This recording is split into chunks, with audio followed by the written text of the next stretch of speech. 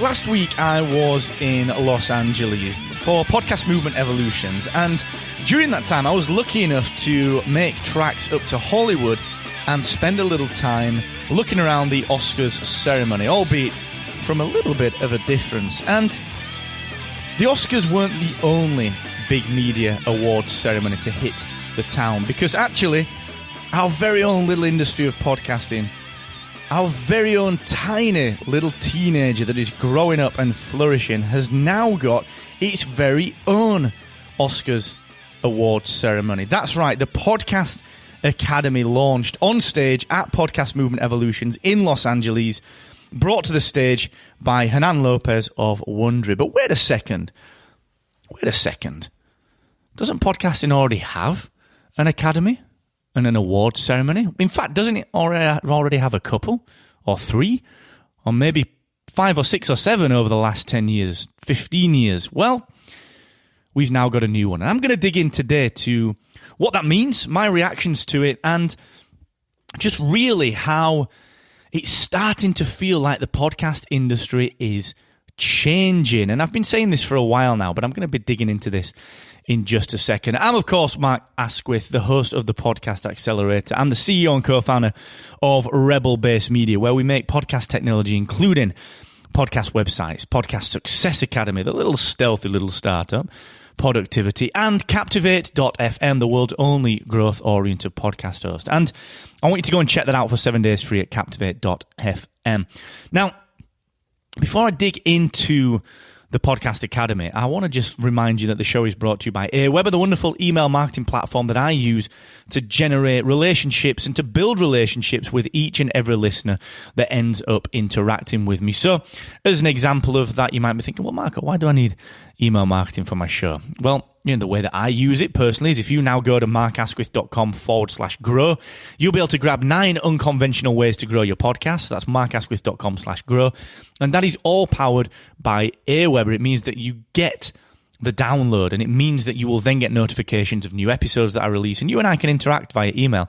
Now, I think you should be looking at this for your show as well, okay? Don't leave listener relationships on the table. It's important not to do that. So go and check that out. markasquith.com/AWeber. AWeber is my choice of email marketing platform. Now, let's dig into this. So we were at Podcast Movement Evolutions last week. We had a really insightful week, actually. We got into town. Sam and I got into town a few days early, last Sunday, and we spent some time in the Hollywood Hills, and we had a few meetings down in West Hollywood.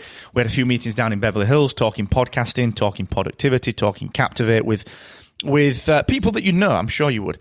And interestingly, it was sort of an interesting change of pace before Podcast Movement Evolutions kicked off, because you know what conferences are like if you've ever been to them. They can be fairly busy. They can be fairly crazy. They can really, they can take the toll. They can really kind of wear you out. And you've got to be very, very careful about making sure that you get what you need from these conferences. So as we walked into the keynote hall one morning, I think it was the second morning, maybe Friday morning of Podcast Movement Evolutions, we knew that Hernan was speaking. So Hernan Lopez is the founder of Wondery, the CEO and founder of Wondery. And we knew he was speaking, and we knew kind of maybe somehow that he was probably going to announce something. But what we didn't expect was him to come on stage, give quite an interesting speech on, podcasting's past and podcasting's future, kind of billing himself as Wondery as the big alien that's coming down and changing podcasting. And when he did that, he then went on to announce the Podcast Academy and the Golden Mics Award. The idea that he was bringing to the table was that this is now the Oscars of podcasting. And it was very, very interesting to be in the room. I could see people really smiling and getting into this, really nodding their head, saying, this is fantastic, this is what we need. And right next to them, I could see people shaking their head and really feeling this was something that they'd missed out on, they were slighted on. And it got me thinking about it. I've written about this a heck of a lot in the past. I've talked about indies versus quote-unquote the business of podcasting. I've talked on this show, and I've talked in my writing about podcasting going through its teenage years and growing up and moving from being this industry, which is people being creators, into being a genuine industry, where honestly, money rules the roost, because that is what happens in movies, in film, in TV. It's what happens in any other literature, is that finance and revenue, that rules the roost. That is what the industry is about.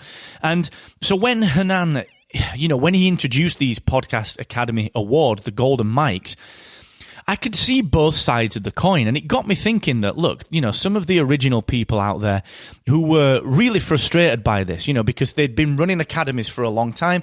There were Hall of Fame inductees in the room, and it was very, very clear that even though the Podcast Academy was to be made up of individuals, no corporates are allowed, even though I saw a tweet from a news outlet in podcasting claiming that they'd heard that organizations could be not inducted, but they could become members of this academy. Even though I saw that on Twitter, it was very clear that the team behind the Podcast Academy want this to be like the Academy Awards, the movie Academy, where it is industry people. It is all about the people. It's not organizations just patting each other on the back. Honestly, like some of the old awards felt like. Okay, now I'm very interested in this idea that an individual would be the person that joins this new academy, that we get the vote. If you're a sound engineer, you can vote on the sound engineer class, and this idea of peerage, this idea of professionals voting for their peers, it exists in every other industry. And it's kind of existed in podcasting. But being completely honest with you, in the past, I've been to award ceremonies at all of the major events over the last 5, 6, 7 years.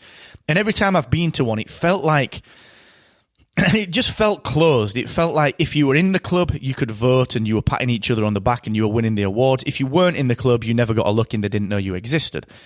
Right or wrong, whether I'm accurate on that or not, that is how it felt. And, regardless of whether that's right or wrong, when you're running those kind of awards, you do have to understand that it's how you're making people feel that does have a huge impact. So regardless of whether that's fact or not, that is how that was making people feel. And I know I'm not the only one that felt that. So fast forward to this Podcast Academy now. It was a funny scenario. I like I said, I came into podcasting in 2013, really started attending events in 2014, 2015 time. And one of the things that I really, really enjoyed back in the day was the fact that all ships rise. It was one of the industries where I never felt like there were competition. I run a hosting platform, Captivate.fm, and I've never felt like I'm in competition with the other hosts. In fact, we spend time with them. And yeah, of course, it gets back to me that some of the OG people are having a little whine about, how we do things, changing up the models, getting some advisors on board. They don't like that, so it gets back to me that they have a little whine behind my back, but ultimately to my face. And, when we have beers, when we have drinks, we all get along. And it always felt like all ships rose in podcasting. Now it feels like there's this divide. And I've written about this over the last 2 years. This is not a new thing that I'm talking about here. I've written about this divide before. And there's a lot of people now saying, well, this divide's happening. It's been happening for a while. And the reason is very, very clear, okay? The reason is that guys like you, guys like me, people like you and me who love podcasting for the ability to create something, and for my, from my side of things, to be able to build a business. We've bootstrapped Captivate, we've bootstrapped podcast websites. We've got a tiny little pre-seed round for productivity, which is the first time we've ever raised any money for anything. All our businesses have been bootstrapped. We do it because we love it. And we do it because we really enjoy doing it. And we can see us helping, each individual podcast, like the releases that we do every week with Captivate. They're huge. They help individuals out. And that's why we do it. It's why a lot of the OG, the old guard do it. So why a lot of independent creators do what they do. But the fact of the matter is that all ships can't rise anymore. It's a sad fact that, yes, we all want podcasting to develop, but there are certain people and certain sides of the industry that inevitably want this industry to grow in different ways. So as an example of that, let's not make any bones about this. The big networks that have got investors, so use Wondery as an example, they create outstanding content, but they've gone through varying rounds of investment. Look it up. And when you've got investment like that, you have to show a return. And when you have to show a return, you are in it for the money. There is no doubt that if you're a Wondery or if you're another big content network, that you are building IP that you want to create not only into huge, big hit podcasts to generate millions of dollars in ad revenue, but you also want to option and license movie rights and TV rights and comic book rights and literature rights.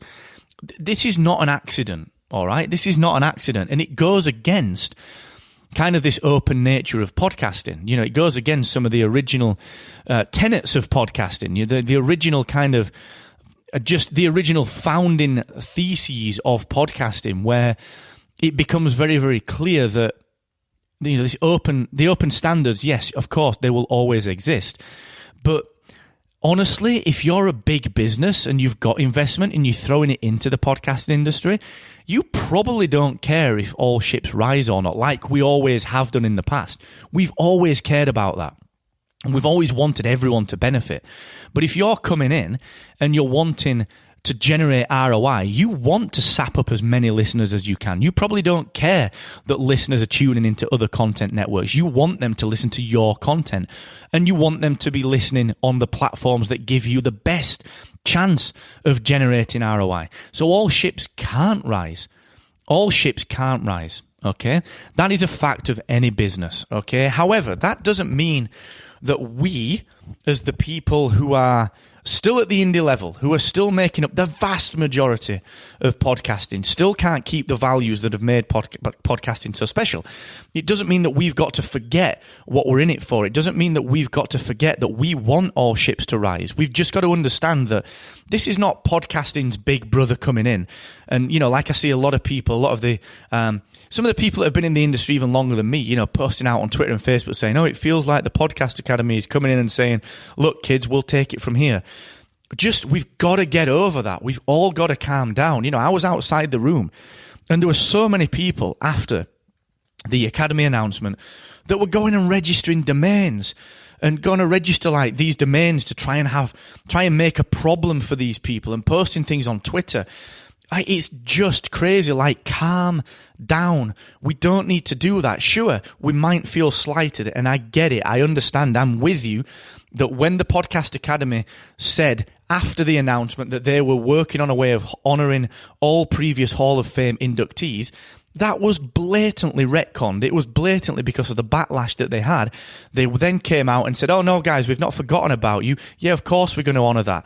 They blatantly weren't thinking that before the backlash, and they added it in on Twitter, on Facebook, so that they could manage their brand. But if we are going to say to people like that, look, you've got to work with us, and I completely believe that the people behind the Academy, even though it's individually led, it's not a corporate thing, organisations can't join, they should, out of respect and courtesy, have gone to the people who ran all of the old awards, the people that ran all of the old Hall of Fame induction processes.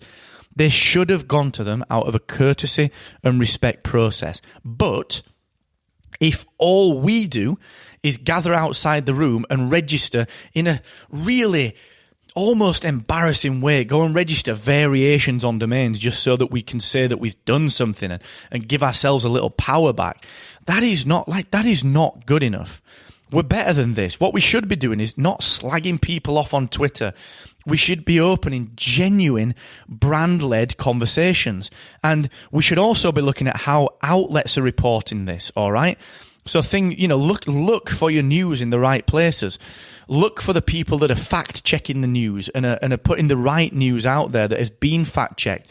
Don't follow the news outlets that are posting conjecture, because that doesn't help. It perpetuates things, okay? The industry is an industry. Money makes the world go round. And yeah, we can be as altruistic as we want, we can be as open as we want, we can be as creator-focused as we want, and we are, but without that, without revenue, the industry can't grow. So we've got to look at how we, as the people that really care about the industry, handle these big things that make us feel slighted, because it's our job to make sure all ships rise. Okay? There are going to be pirates out there. There are going to be people that don't want what we want. There are going to be people that generate revenue as a number one goal. And that is all right. That doesn't mean they're the villains. That does not mean they're the villains, because everyone that's slating the fact that the industry is growing and the big leagues are coming in and taking over from us, the people that are slating that side of things all make money from the industry. They all make money from the industry. It is their living. So they need revenue as much as anyone else, and they love revenue as much as anyone else. Sure, motivations might be also tinged with this all ships rise approach, but never forget that we all make money from this industry. And we need it to grow. We want it to grow. All ships must rise. And just because someone comes in and, does things quite different and sometimes quite wrong. The Podcast Academy should have gone to the people who were involved in the previous Academy Awards, the previous Hall of Famers. They should have done that. They shouldn't have pretended that they already considered it afterwards, after they'd been slated on Twitter. They shouldn't have pretended that they were always considering going back to these people. They should have owned it and said, you know what, we made a mistake. This is our bad. We should have done something different. Okay? But they didn't do that. All right? They didn't do that. We, as people who care about that industry, we can't react how we react to everything. All right? Just think about that. We're better than this. All right? If we want all ships to rise, it's on us to make that happen. And by reacting through registering silly bloody domain names and slating people on Twitter, that is not the right way to do it. We're better than that. We're more professional than that. It's our job to lead from the front, all right? So we need to just all take heed of that, every one of us, okay? So that's just a bit of insight. It's just a bit of thought on what I think we should be looking at, okay? So it is our job to make all ships rise. That's my brain dump. Let me know what you think of the new Podcast Academy, the new awards.